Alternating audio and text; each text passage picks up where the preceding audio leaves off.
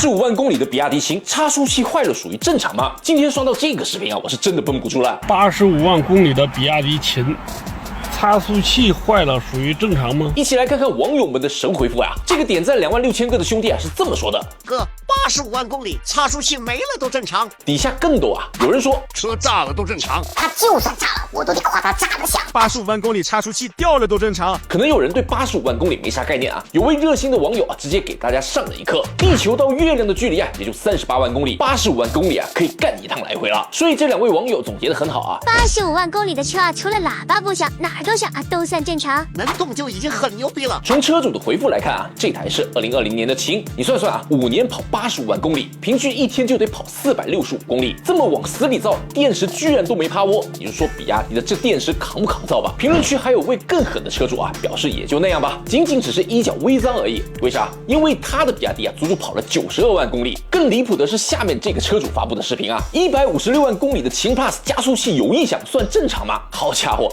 比亚迪秦的车主啊，真的是一个比一个猛啊！我要是传福哥，就直接给他换台新的。我就纳闷了啊，到底是谁天天说比亚迪质量不行，又是谁说电车开几年就得换电池？我就想问一下啊，质量不好的车能跑100多万公里吗？而且这可不是个别案例啊！还记得2024年山西省太原市集中报废了8300辆比亚迪16出租车吗？那些车大部分都跑了100多万公里，有个别甚至是干到了140多万公里。之所以拿去报废啊，不是因为他们不能跑了呀，而是因为出租车的报废期限就是8年，所以只能全部淘汰。这样的战绩放在油车里面啊，也没有几个对手了吧？你就说说有哪几台合资品牌的油车能像比亚迪这样跑个100多万公里还能接着继续干的呢？